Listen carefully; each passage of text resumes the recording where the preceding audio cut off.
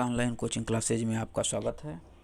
आज हम लोग बिहार डीएलएड, बीएड, एमएड और बिहार में बीपीएससी द्वारा आयोजित होने वाली विद्यालय शिक्षक भर्ती परीक्षा के एक महत्वपूर्ण टॉपिक सृजनात्मकता की चर्चा करने वाले हैं। सृजनात्मकता अर्थात क्रिएटिविटी। आज हम लोग इस क्रिएटिविटी के अंतर्गत मुख्य रूप से सृजनात्मकता का अर्थ, परिभाषा और विशेषताएं, सृजनात्मकता के तत्व एवं प्रकृति, सृजनात्मकता के चिंतन के चरण और सृजनात्मकता की पहचान यानी कि सृजनात्मक बालक की पहचान के बारे में मुख्य रूप से अध्ययन करेंगे। तो आइए अभी हम लोग सृजनात्मकता का अर्थ समझते हैं कि सृजनात्मकता का मुख्य रूप से अर्थ क्या होता है। सृजनात्मकता को अंग्रेजी में क्रिएटिविटी कहते हैं, यानी सृजनात्मकता व्यक्ति की वह योग्यता होती है जिसके द्वारा वह उन वस्तुओं या विचारों का उत्पादन करता है जो अनिवार्य रूप से नए हो और जिन्हें वह पहले से न जानता हो। जो व्यक्ति इस प्रकार का कोई नवीन कार्य करता है उसे ही सृजनशील या सृजनकर्ता कहा जाता है। और जिस प्रतिभा के आधार पर वह यह नई कृति या नवीन रचना या नवीन आविष्कार या नई वस्तुओं या विचारों का सृजन करता है या उत्पादन करता है, उस प्रतिभा को ही हम सृजनात्मकता कहते हैं। आप अधिकांशतः देखे होंगे कई ऐसे बालक होंगे जो किसी हर समस्या का समाधान अनेक तरीके से करने की कोशिश करते हैं और ऐसे ही बालकों को हम सृजनशील बालक की श्रेणी में रखते हैं। तो आइए अब आगे हम लोग सृजनात्मकता की परिभाषा देखते हैं। सृजनात्मकता की परिभाषा अलग अलग मनोवैज्ञानिकों ने अलग अलग रूपों में दिया है। इसमें सबसे महत्वपूर्ण परिभाषा ड्रेवहल के अनुसार सृजनात्मकता वह मानवीय योग्यता है जिसके द्वारा वह व्यक्ति किसी नवीन रचना या विचारों को प्रस्तुत करता है। यानी कि यहाँ से यह स्पष्ट होता है कि यह क्या है, एक मानवीय योग्यता है और इससे क्या होता है, किसी नवीन रचना या विचार की प्रस्तुति होती है। सेकेंड परिभाषा है क्रो एवं क्रो के अनुसार सृजनात्मकता मौलिक परिणामों को अभिव्यक्त करने की एक मानसिक प्रक्रिया है। यानी कि सृजनात्मकता के द्वारा कोई मौलिक परिणाम आते हैं। मौलिक परिणाम का तात्पर्य कोई ऐसा रिजल्ट आता है जो प्रथम बार आता है, वह पहले किसी बार आया नहीं आता होता है और वह व्यक्ति की स्वयं की रचना होती है।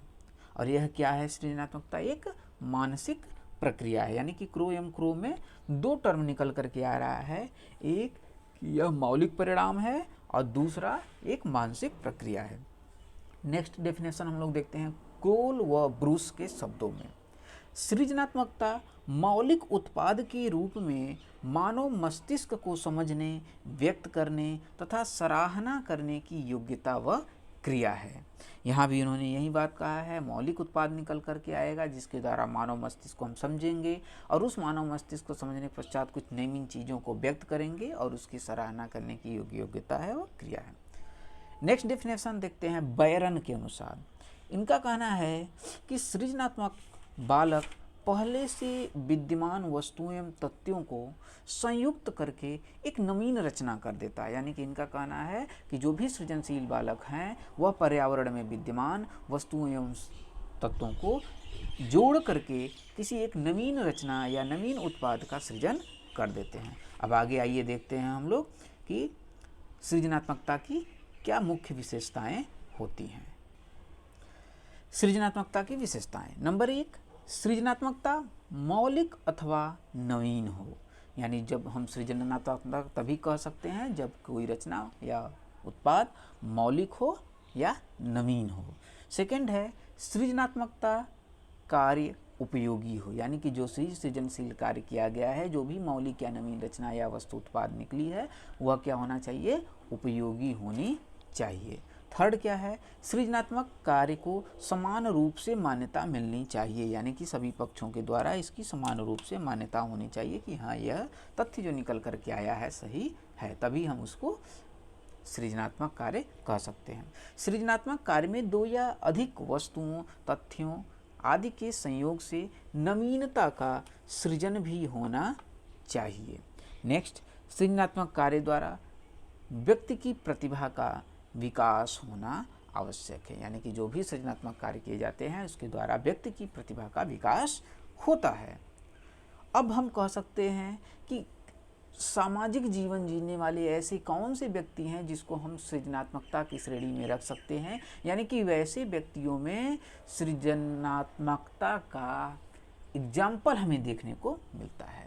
तो लेखक हो गए, ये नवीन रचना करते हैं, चित्रकार किसी नए चित्र को बनाता है, कवि बहुत सारे कविताओं को लिखते हैं, वह भी अपने सृजनशील और कल्पनाशील चिंतनशील व्यवहार के कारण ही लिखता है। इसीलिए कहा जाता है कि जहाँ न पहुँचे रवि वहाँ पहुँचे कवि, अर्थात जहाँ सूर्य की रोशनी नहीं पहुँच पाती है वहाँ भी कवि अपनी कविता के माध्यम से अपने कलम की लेखनी के द्वारा अपनी भावनाओं को व्यक्त कर देते हैं। विद्वान व्यक्ति भी सृजनशील होते हैं, अभिनेता अभिनय करते हैं, वह भी एक सृजनात्मकता की पहचान है, उनके अंदर सृजनशील गुण होते हैं तभी वह अभिनय कर पाते हैं।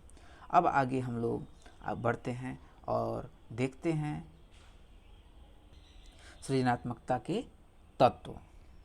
तो सृजनात्मकता जो होती है उसे हम कई नामों से जानते हैं, जैसे संवेदनशीलता, नवीनता, मौलिकता, रचनात्मकता, खोजपरकता, प्रवाह, लचीलापन आदि कई नाम से जानते हैं। अब आगे हम इसके प्रमुख तत्वों को देखेंगे। देखिए, इसमें मुख्य रूप से 4 प्रमुख तत्व निकल करके सामने आते हैं। एक होता है प्रवाह यानी कि फ्लुएंसी, सेकंड होता है लचीलापन यानी फ्लेक्सिबिलिटी, थर्ड होता है मौलिकता यानी ओरिजिनलिटी, और फोर्थ होता है विस्तारण यानी इलाबोरेशन। तो आइए हम पहला देखते हैं प्रवाह के बारे में। प्रवाह क्या है? प्रवाह से तात्पर्य किसी दी गई समस्या पर अधिक से अधिक विचारों या प्रत्युत्तरों के प्रस्तुतिकरण से है, यानी कोई एक समस्या जब उत्पन्न हुई उस पर अधिक से अधिक जब समाधान का विचार आता है या उसका प्रत्युत्तर आता है तो इसके प्रस्तुतिकरण को ही हम प्रवाह कहते हैं, फ्लुएंसी कहते हैं। यानी आप देखते होंगे कई बार बहुत सारे ऐसे लोग भी होते हैं जो काफ़ी धारा प्रवाह बोलते हैं, जिसको कहा जाता है फ्लुएंसी, इंग्लिश बोल रहा है, फ्लुएंसी हिंदी बोल रहा है या अन्य लैंग्वेज के बारे में, यानी कि लगातार बोलते जाते हैं, कहीं पर अटकते या रुकते नहीं हैं। मनोवैज्ञानिकों के अनुसार प्रवाह से तात्पर्य शब्द साहचर्य स्थापित करने तथा शब्दों की अभिव्यक्ति से है। उदाहरण के रूप में हम देख सकते हैं नेता द्वारा भाषण देना, वो लगातार धारा प्रवाह अपने भाषण देते रहते हैं, या वकील द्वारा अदालत में जज के सामने अपने विपक्षी वकील से जब बहस करते हैं तो वह भी काफ़ी धारा प्रवाह बहस करते हैं। सेकंड जो इसके एलिमेंट हैं लचीलापन यानी फ्लेक्सिबिलिटी। लचीलापन से तात्पर्य समस्या के समाधान के लिए अपनाए जाने वाले विभिन्न तरीकों या ढंगों से हैं, अर्थात किसी समस्या का समाधान मनुष्य कितने तरीकों से कर सकता है या दे सकता है, या वह समाधान दूसरे अन्य समाधानों से किस प्रकार भिन्न होता है, इसी को हम फ्लेक्सिबिलिटी के श्रेणी में रखते हैं। यानी एक समस्या का समाधान कई तरीकों से होता है। या अगर सृजनशील बालक की पहचान के बारे में अगर फ्लेक्सिबिलिटी की बात करें तो हम ऐसा भी एग्जाम्पल ले सकते हैं कि एक कागज़ का टुकड़ा अगर एक बच्चे को दे दिया जाए तो वह बच्चा उस कागज़ का उपयोग कई रूप में कर सकता है। वह कागज़ पे अगर कुछ लिखा हुआ है तो उसको पढ़ने के रूप में कर सकता है, लिखने के रूप में कर सकता है, नाव बनाने के रूप में कर सकता है, जहाज बना करके उड़ा सकता है, या पतंग बना सकता है, उसका फूल काट करके बना सकता है, या गुलदस्ता बना सकता है। यानी कि वह बच्चा उस कागज़ का कई ढंग से कई रूप में उपयोग कर सकता है, और यही फ्लेक्सिबिलिटी, यही उपयोग करने का तरीका, अनेक रूपों में उपयोग करने का तरीका ही सृजनशील बालक की एक मुख्य पहचान होती है। थर्ड जो तत्व होता है, एलिमेंट होता है इसकी मौलिकता यानी कि ओरिजिनलिटी। मौलिकता से अभिप्राय व्यक्ति के द्वारा प्रस्तुत किए गए उत्तरों के अनूठापन से है, यानी कि वह दूसरों से किस प्रकार अलग है, किस प्रकार यूनिक है, कैसे हम इसको कह सकते हैं कि यह अद्वितीय है, दूसरा कोई इसके जैसा नहीं है।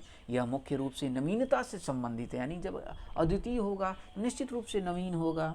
जो व्यक्ति अन्य से भिन्न उत्तर या विकल्प प्रस्तुत करता है उसी को ही हम मौलिक कहते हैं। और वस्तुओं के नए उपयोग बताना, कहानी, कविता या लेख के शीर्षक लिखना, नवीन प्रतीक खोजना, कोई सिंबल खोज देना, ये सब क्या है, मौलिकता के मुख्य रूप से एक एग्जाम्पल है।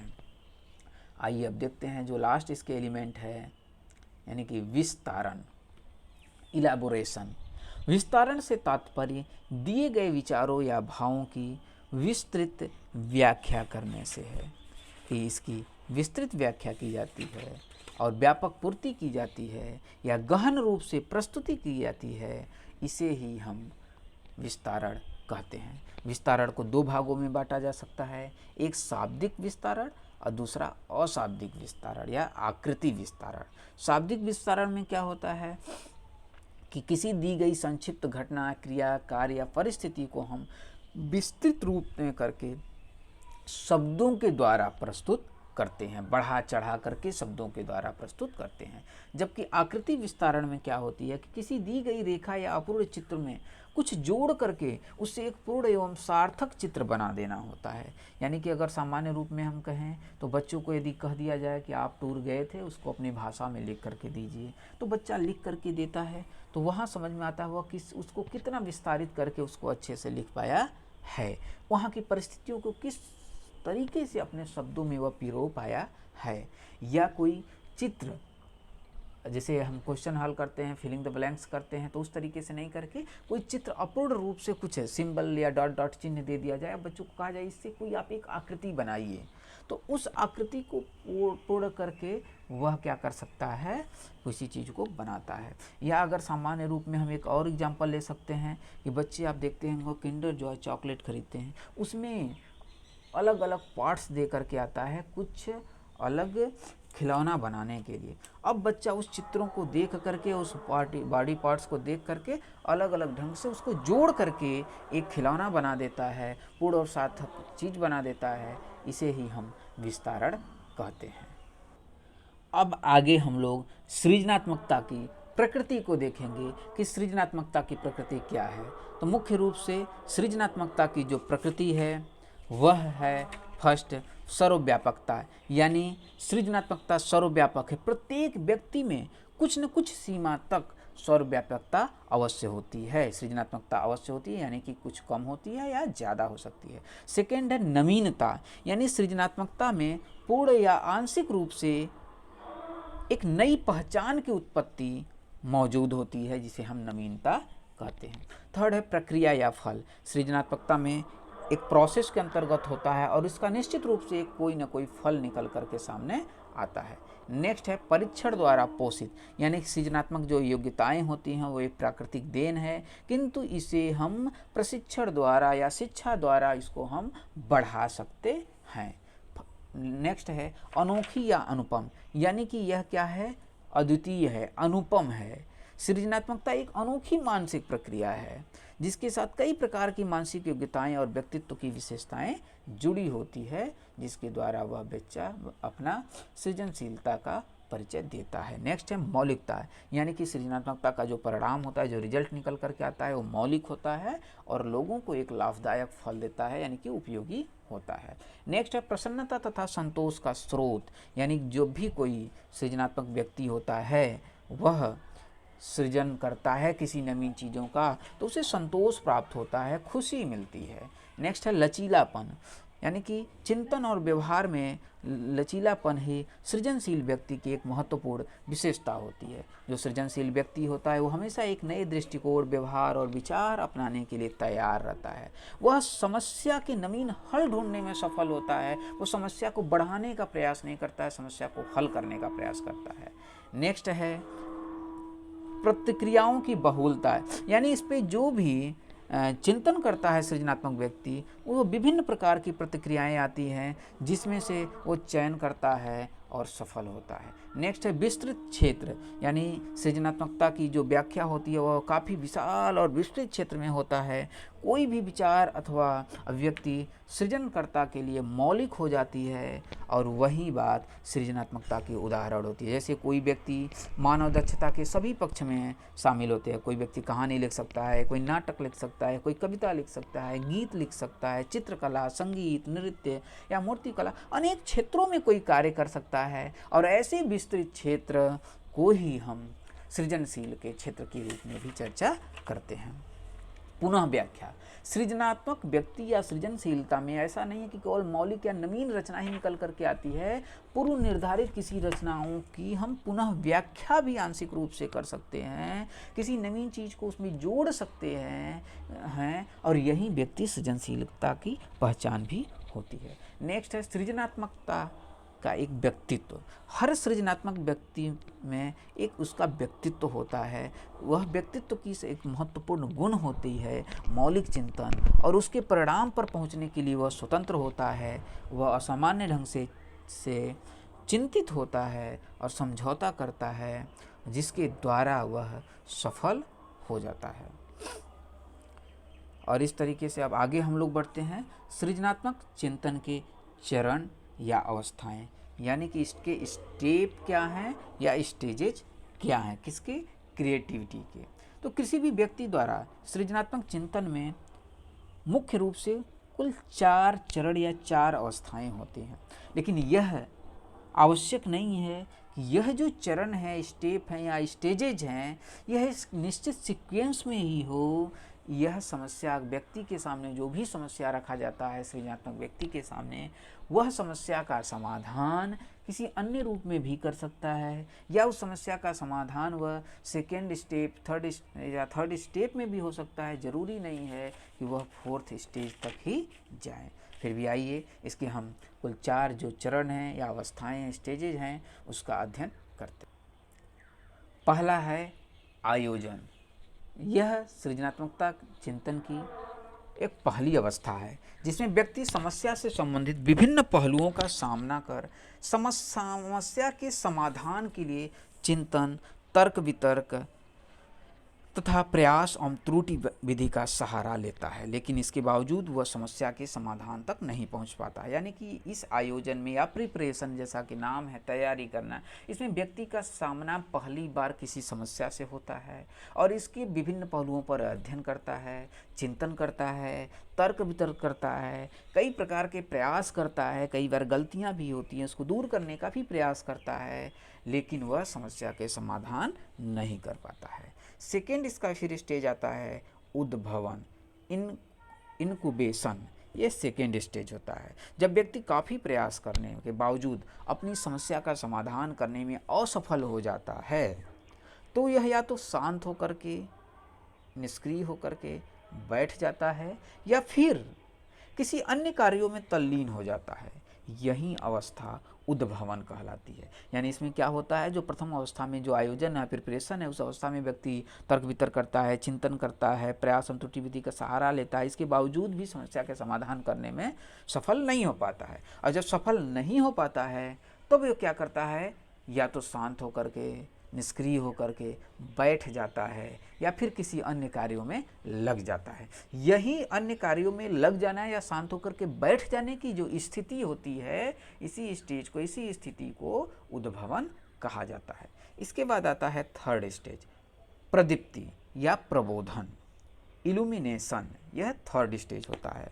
इसमें प्राणी क्या करता है, जब शांत होकर सेकेंड स्टेज में निष्क्रिय होकर बैठ जाता है या अन्य कार्यों में लग जाता है, तो अचानक इसके दिमाग में आता है, अच्छा इस समस्या का समाधान हो सकता है, और फिर इसमें कार्य में लग जाता है उस समस्या को समाधान करने में। और यही जब समस्या का समाधान अचानक इसके मन में जो बातें आती है कि अच्छा इस तरीके से भी हम कर सकते हैं। कई बार हम लोग क्या आता है, किसी कार्य को करते हैं, पूरा नहीं होता, थक हार के बैठ जाते हैं, शांत होकर कुछ सोचने लगते हैं। अब जो सोचने लगते हैं, दिमाग शांत होता है, चित्त होता है, अचानक दिमाग में आता है अच्छा ऐसे ट्राई करते हैं, इस तरीके से हमारा कार्य क्या हो सकता है, यह सफल हो सकता है या यह समस्या समाधान हो सकता है। तो यही जो स्टेज होती है, यह विचार निकल करके अचानक आता है। यही विचार नया निकल के अचानक आने की स्टेज को ही हम प्रदीप्ति या प्रबोधन या इल्यूमिनेशन कहते हैं। यहाँ पे क्या कहा जा रहा है, इसमें प्राणी को अचानक से अपनी समस्या का संभावित परिणाम दिखाई देता है, अर्थात प्राणी या व्यक्ति द्वारा अपनी समस्या के संभावित परिणाम को प्राप्त करने की प्रक्रिया ही प्रदीप्ति या प्रबोधन कहलाती है। प्राणी में यह क्रिया अचानक से संपन्न या घटित होती है और गेस्टाल्टवादी जो मनोवैज्ञानिक हैं उन्होंने इस प्रदीप्ति या प्रबोधन की घटना को आहा अनुभव कहा है या आहा एक्सपीरियंस कहा है। किसने कहा है आहा एक्सपीरियंस या आहा अनुभव? गेस्टाल्टवादियों ने कहा है। किस स्टेज को कहा है? थर्ड स्टेज को कहा है। सृजनात्मक चिंतन के जो तीसरे स्थिति है या चरण है या अवस्थाएं हैं प्रदीप्ति या प्रबोधन, उसको गेस्टाल्टवादियों ने आहा अनुभव कहा है। अब नेक्स्ट या लास्ट आता है, इसमें सिर्फ समस्या का समाधान हो सकता है, यह जरूरी नहीं है कि 4 स्टेप हो, वो सेकेंड में भी समस्या का समाधान कर सकता है, थर्ड में भी उसको हो सकता है। अब फोर्थ आता है प्रमापीकरण एवं संशोधन यानी वेरिफिकेशन और रिवीजन।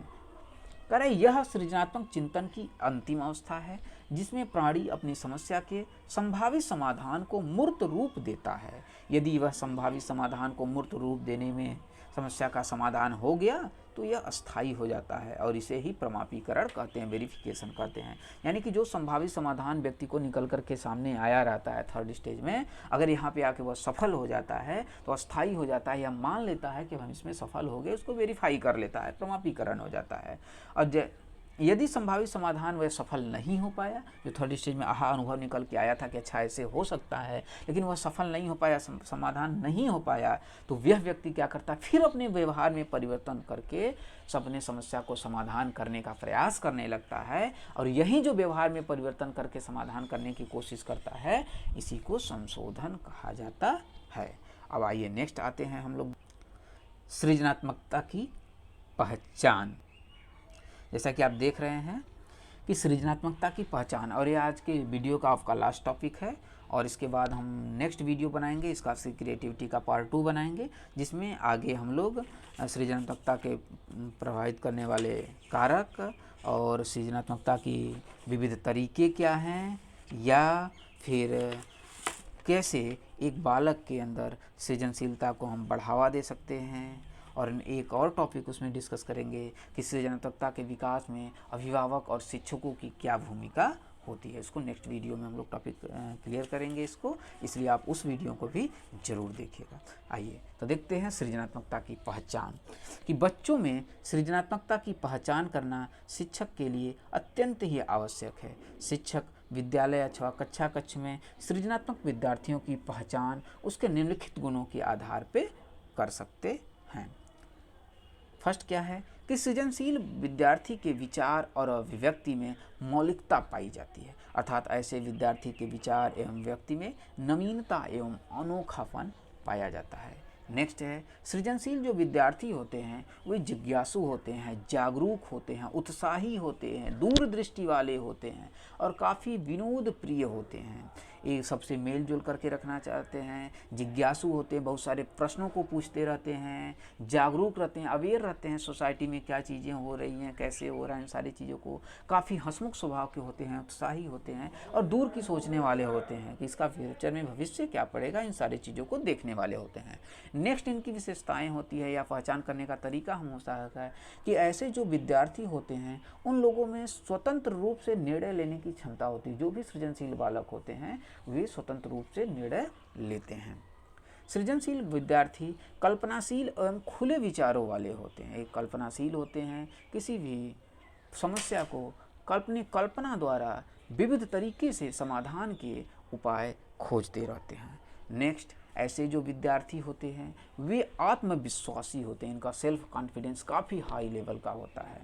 नेक्स्ट है कैसे विद्यार्थी अपने उत्तरदायित्व के प्रति काफ़ी सजग भी रहते हैं, अपनी रिस्पॉन्सिबिलिटी को काफ़ी अच्छे ढंग से निभाते हैं और इनकी कोशिश रहती है कि हमको जो भी उत्तरदायित्व मिले, जो भी दायित्व मिल रहा है उसका हम अच्छे से पालन करें। नेक्स्ट है कैसे विद्यार्थी दूसरों के विचारों का आदर करता है, उसके विचारों का स्वीकार करता है, अपने विरोधियों के द्वारा दिए गए सुझाव को भी मानता है पॉजिटिव तरीके से और कोशिश करता है कि हम किस तरीके से अपने को बेहतर बना सके, अपने कार्य को और बेहतर बना सके।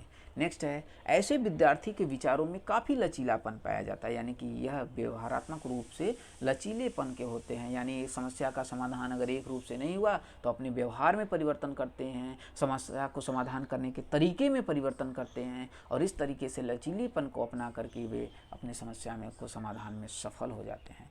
ऐसे जो विद्यार्थी होते हैं वे अपसारी चिंतन वाले होते हैं, इसमें कंफ्यूज नहीं होइएगा।